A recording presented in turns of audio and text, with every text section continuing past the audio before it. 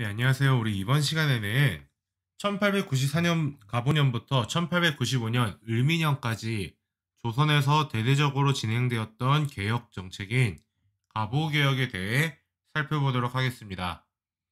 가보개혁은 크게 1차와 2차, 그리고 3차, 특히 3차는 을미개혁이라는 별도의 용어를 써서 이렇게 구별을 합니다. 가보개혁이 실시되게 된 배경을 살펴보려면 먼저 동학농민운동의 과정을 같이 살펴봐야 합니다.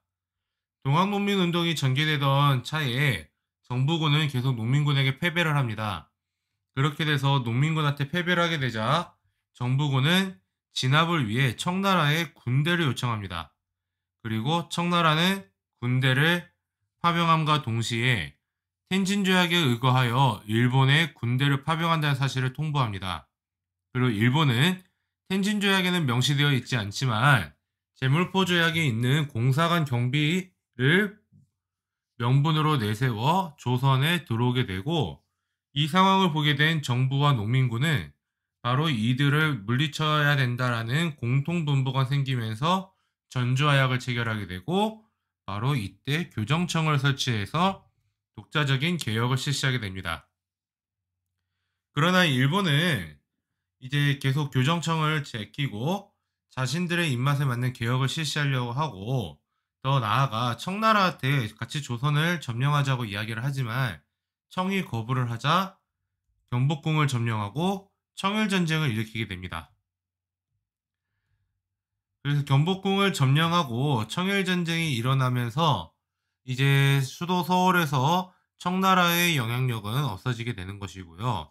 특히 경복궁을 점령하고 왕이 이들의 손 안에 있었기 때문에 조선이라는 나라의 상황에서는 굉장히 불리하게 일본의 입장에 맞게 정치를 할 수밖에 없습니다. 그렇기 때문에 일본은 사람들의 불만을 잠재우기 위해 바지사장 역할로 흥선대원군을 앞세우고요. 그리고 자신들이 중심이 된 제1차 김홍진 내각을 출범을 시키게 됩니다. 제1차 김홍진 내각의 핵심은 바로 군국기무처라는 기구가 설치되어서 개혁이 진행되었다라는 데 있는데요. 청일전쟁 중이었기 때문에 일본이 적극적으로 조선에 간섭을 하지 못합니다. 그렇기 때문에 일본의 영향력 아래에 형성된 김홍진 내각이지만 이들은 최대한 일본의 영향력을 배제하면서 개혁을 추진하게 됩니다. 그래서 약 8개월 정도 되는 기간 동안 200여 건의 안건을 처리하게 됩니다. 근데 여기에서 의미 있는 것은요, 바로 갑신정변 당시의 개혁정강과 동학농민군이 요구했던 패전개혁안의 내용들이 반영이 되고 있었다라는 점에 있습니다. 자, 그러면 각각 정치, 경제, 사회로 나누어 어떠한 개혁안들이 진행되고 있었는지 한번 살펴보겠습니다. 먼저 개국기년.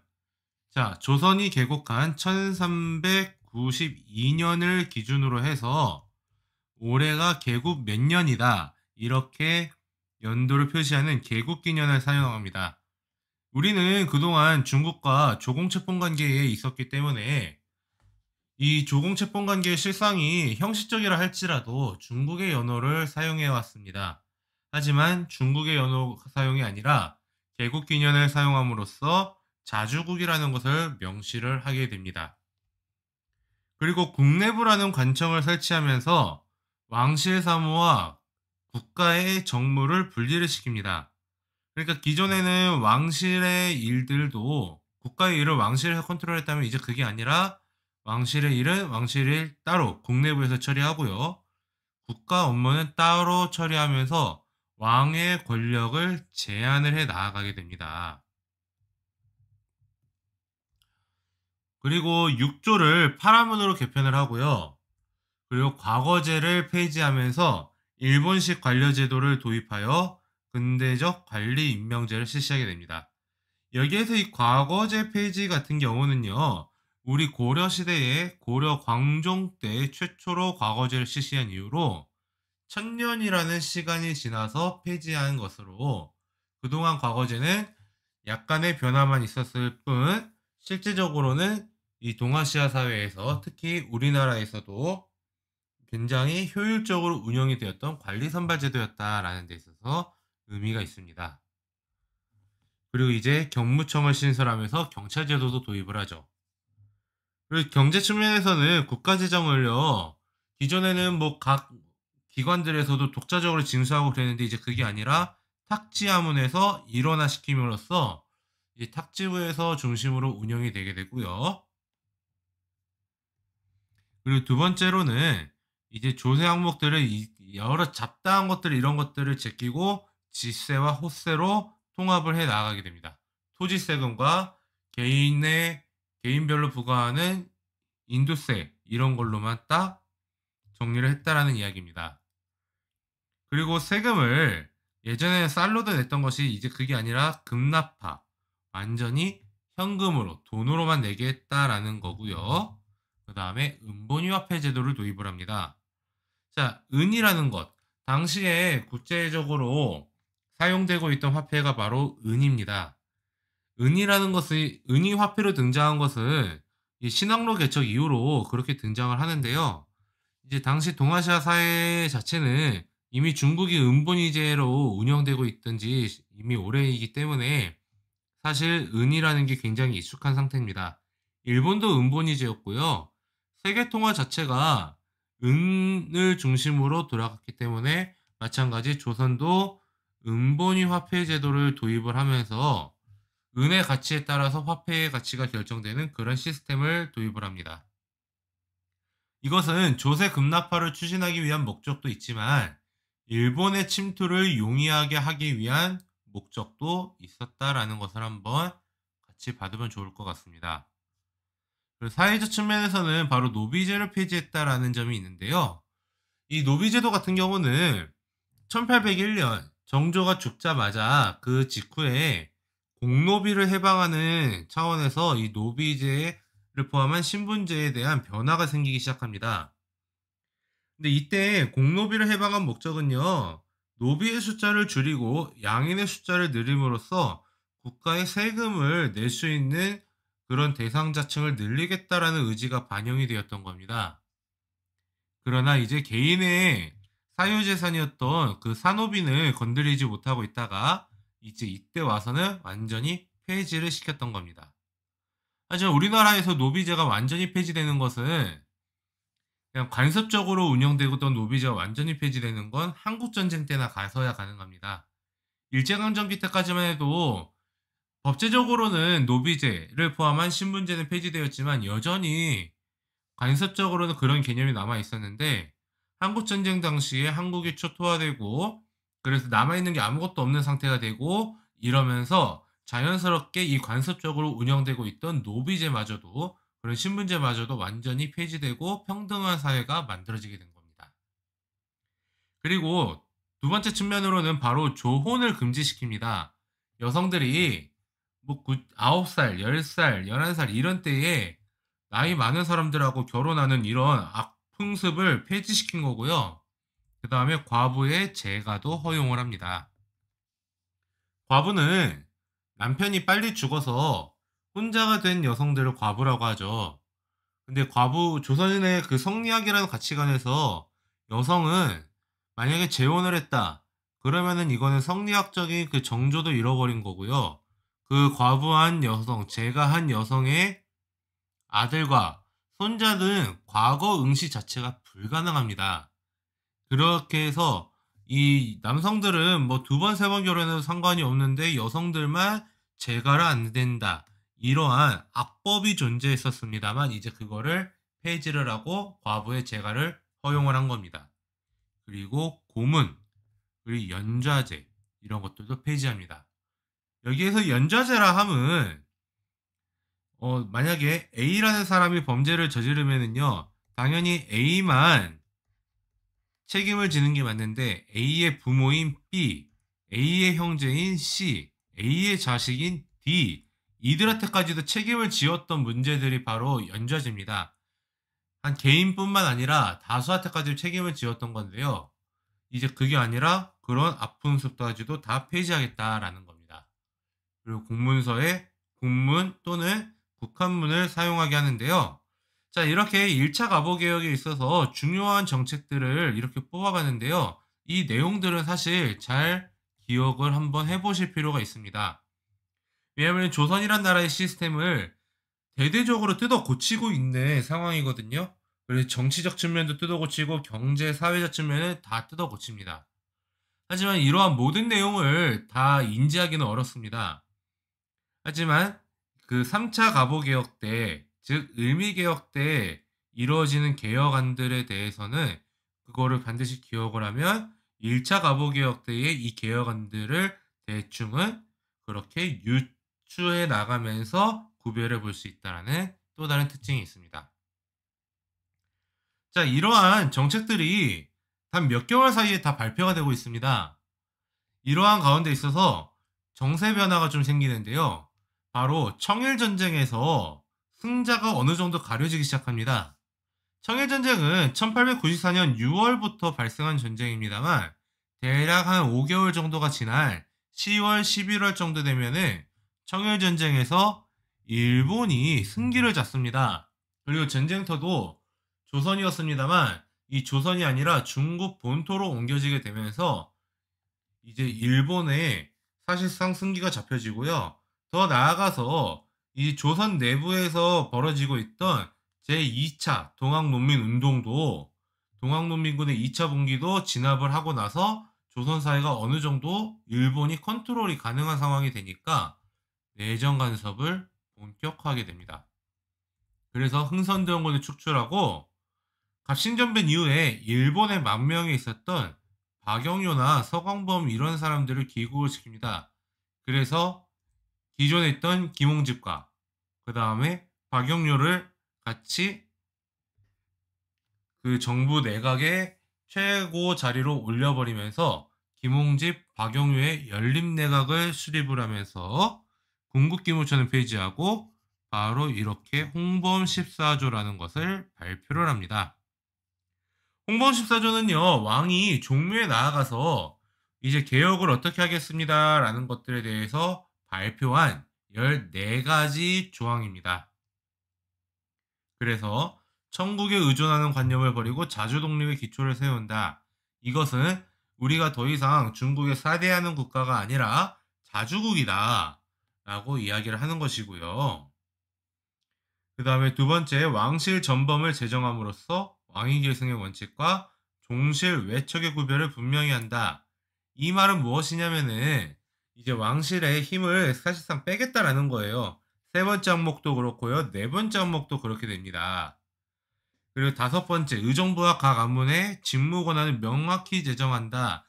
이거는 사실상 국왕권을 제한하면서 내각제 체제로 갈 때의 가장 기본적인 내용들, 그리고 여섯 번째, 일곱 번째 이런 내용들 모두 다 국가의 그러한 그 틀을 개혁을 어떻게 할 것인가에 대한 대략적인 큰 틀에서 가이드라인을 제시한 거고요. 이 안에서 세부적으로 개혁을 해 나가겠다라는 것을 의지를 표명한 겁니다.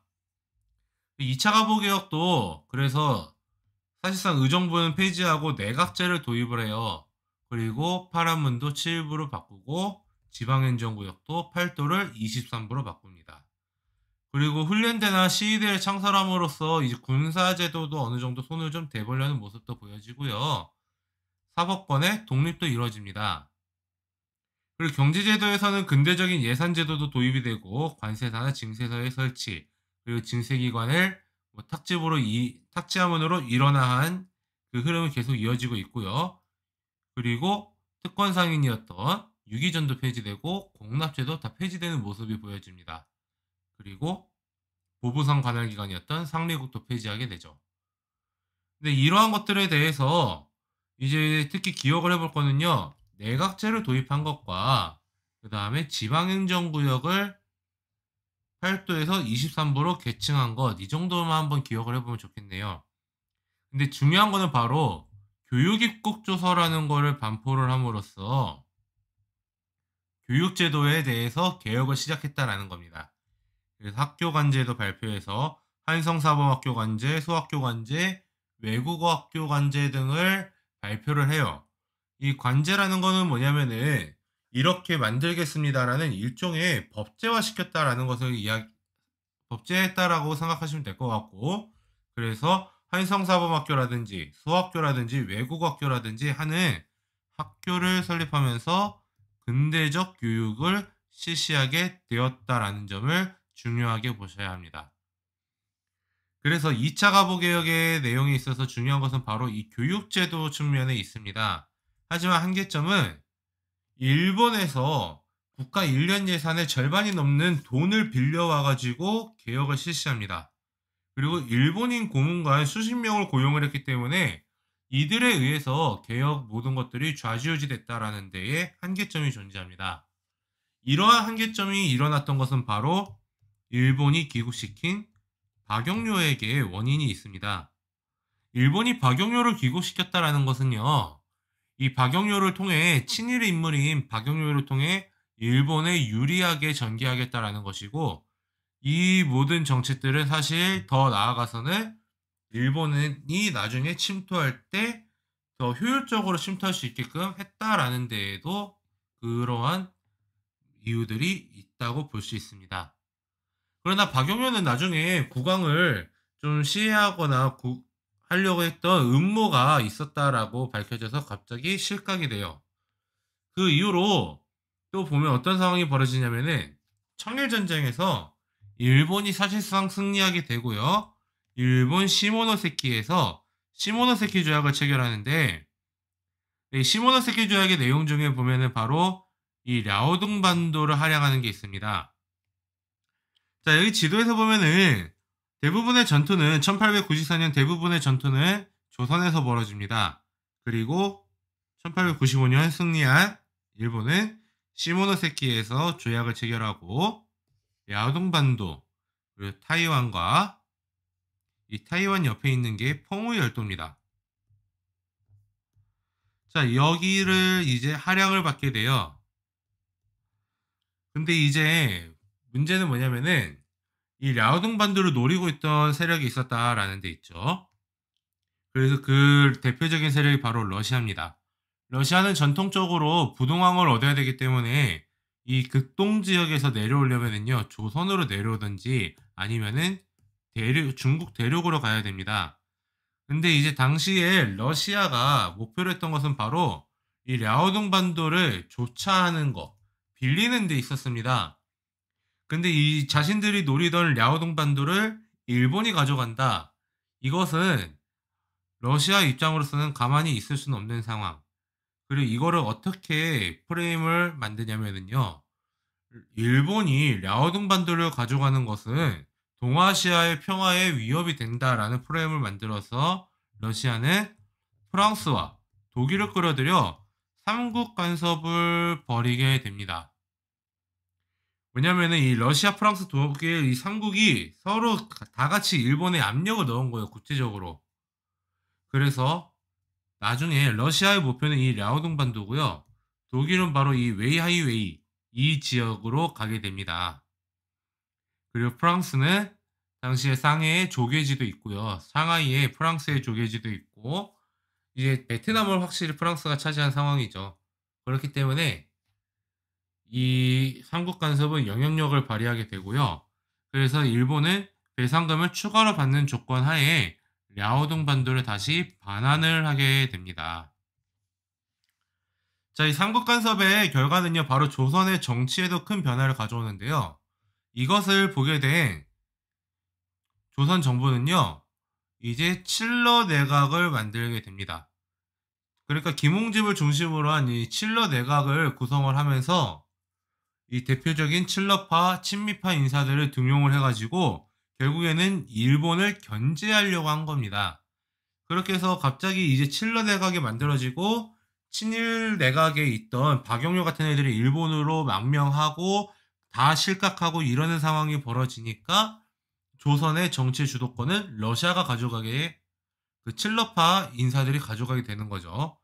그러니까 일본은 이 상황을 역전시키려면은 정상적인 수단이 아닌 또다시 비정상적인 수단을 동원해야 됐던 겁니다. 그래서 당시 일본 공사였던 미우라 고로는 일본의 낭인 집단들을 동원해서 왕비를 시해하게 되니 그 사건이 바로 을미사변이라는 사건입니다. 그래서 이 을미사변이 발생했던 경복궁 오코레 사진도 있고요. 여기에 있던 그 왕비는 왕과 세자가 보는 앞에서 일본군에 의해서 처참하게 시해를 당하게 됩니다. 그리고 그 결과로 친일 내각이 다시 만들어지니 거기에는 바로 육일준이라는 사람이 이제 다시 들어오게 됩니다. 근데 여기에 낭인이라고 표현을 해놨지만 이 사실 말이 좋아 낭인이지 이거를 적나라한 용어로 바꾸면은요 뭐 조폭, 깡패, 더 나아가 뭐 일본에 있는 야쿠자들 이런 집단이라고 생각하면 됩니다. 그러니까 사실 그 일본의 그 어떻게 보면 사회에서 가장 대우받지 못하고 있는 집단들에 의해서 한나라의 왕비가 시해당한 사건인데요. 이거는 일본이 언론 보도를 통제하려고 합니다. 근데 일본 내부 언론과 조선 내부 언론은 통제가 가능하겠지만 외신에 대한 통제를 못하게 됩니다. 그리고 외신들이 이거를 보도하게 되고요. 일본은 이것 때문에 굉장히 국제적으로 질타를 받게 돼요. 이 미우라 고로를 그래서 체포해서 일본으로 압송합니다만 얼마 안 가서 증거 불충분으로 바로 풀어줘 버립니다. 이 말인즉슨 애초에 이들이 벌였던 이 일 자체가 일본 정부의 동의가 있지 않고서는 일어날 수 없었다라는 또 다른 그러한 증거가 되지 않을까 하는 생각을 하게 합니다. 어쨌든 간에 이 친일 내각은 다시 일본의 영향력 하에서 개혁을 실시하게 되는데요. 그 개혁을 우리가 을미개혁이라 합니다. 을미개혁의 내용은요, 사실 뻔하게 정해져 있기 때문에요. 이 을미개혁의 내용을 보고 나서 나중에 이제 가보 1차와 2차 개혁의 내용들을 좀 구별해 볼 수 있습니다. 먼저 우리가 그동안 쓰고 있던 달력은 음력입니다. 근데 오늘날과 같이 양력을 쓰기 시작한 게 바로 이 을미개혁되고요. 그다음에 우리가 중국의 연호를 쓰고 있었다가 개국 몇 년이란 연호를 썼죠. 근데 거기에서 더 나아가서 이제 독자적인 연호인 건양이란 걸 쓰게 됩니다. 그리고 천연두를 예방할 수 있는 종두법, 그리고 우편사무도 실시하고요. 소학교도 설치합니다. 그리고 군대도 개편해서 중앙에는 친위대, 지방에는 진위대라는 군대도 만들게 되는데요. 여기에서 핵심이 되는 것은 바로 단발령입니다. 오늘날에는 그 성인 남성들이 머리를 짧게 하고 다니고 수염을 면도하고 다니고 이러는 것이 굉장히 일반적인 케이스입니다만 당시에는 이게 일반적이지 않아요. 성리학 국가 조선에서는 우리 부모님이 주신 것들은 귀하게 여겨야 돼서 그 하나도 뭐 소홀히 하려고 하지 않습니다. 그러다 보니 머리카락을 자르지 않고 계속 길러서 상투를 틀고 다니고 그랬었는데 일본의 영향력 하에서 이 단발령이 내려지게 되니까 여기에 대해서 사람들이 반발하기 시작합니다. 그래서 안 그래도 을미사변 때문에 울분이 쌓여 있는데 거기에다가 단발령까지 일어나기 때문에 여기에 대항해서 유생층을 중심으로 의병이 발생하게 됩니다. 자, 그래서 뭐 당시 6.1준의 이 세 가지 부끄러움이라는 물론 이건 나중에 쓴 거겠죠. 그래서 이렇게 이야기를 합니다. 스스로 개혁을 행하지 못해 귀국의 권유와 강박을 받았으므로 우리나라 인민에게 부끄럽고 세계 만국에게 부끄럽고 천하우세에게 부끄럽다. 그래서 개혁을 잘 이룸으로써 보국안민하게 되면 오히려 허물을 벗어날 수 있을 거다. 이 말은 뭐냐면 자신이 친일행위 하는 것에 대해 정당성을 부여한 겁니다. 그 친일행위의 결과물이 왕비의 시해이건 아니면은 이 단발령이건 그런 거는 중요하지 않았던 거예요, 이 사람한테. 그래서 이 을미개혁의 내용을 보면은요, 이 내용을 보고 나중에 그런 가보 1차와 2차 때의 내용을 구별하게 된다면 가보 2차 때는 주로 교육제도에 대해 건드렸구나. 그리고 나머지 부분들은 대부분 1차 때 건드렸구나. 라는 것들로 이제 구별을 해볼 수 있을 것 같습니다. 자, 어쨌든 간에 조선이라는 사회는요, 왕비도 시해되고 단발령이 발표됐는데 왕이 백성들 앞에서 그 부모님이 주신 그 귀한 머리카락을 그냥 싹둑 잘라버리는 사건까지 벌어지니까 이 조선이라는 사회가 굉장히 심각합니다. 근데 문제는요. 이 조선의 국왕이었던 고종과 왕세자, 나중에 순종이 되는 왕세자가 자기 부인, 자기 엄마가 죽는 것을, 그것도 일본 낭인들에 의해 죽는 것을 이미 눈앞에서 봤단 말이죠.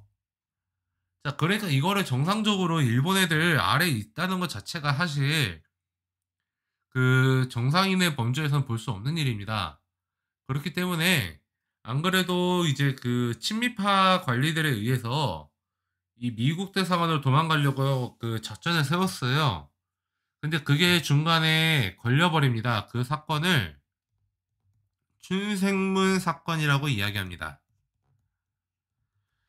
근데 이 어쨌든 의병이 일어나게 되고 이 의병들을 진압하기 위해 중앙군의 일부가 지방으로 빠져나가면서 이 경복궁에 대한 감시가 소홀해지니까 그때를 틈타서 고종이 러시아 공사관으로 피신한 사건이 벌어지니 그것을 우리가 아관파천이라고 합니다. 아관은 러시아 공사관을 이야기하고요. 파천은 왕이 옮겨가는 것을 파천이라고 합니다.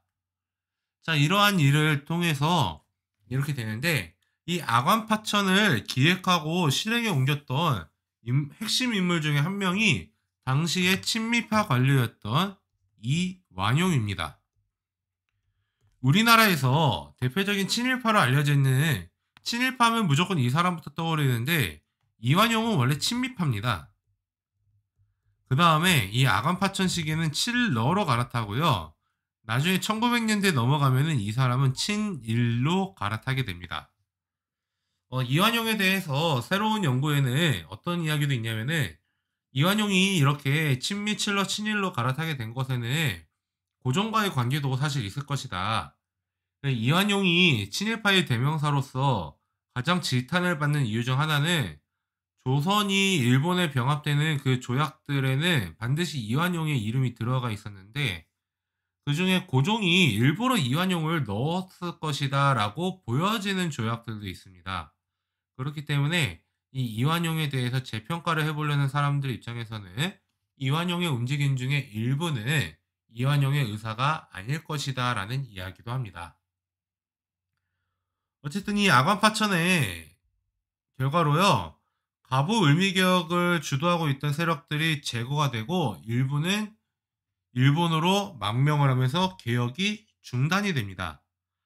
특히 이 개혁에 반드시 이름이 들어갔던, 허수아비 역할일지라도 이름이 들어갔던 김홍직 같은 경우는 일본으로 망명해야 된다라고, 일본으로 건너가야 된다는 주변의 이야기를 계속 들어요. 이 아관파천이 벌어지고 나서.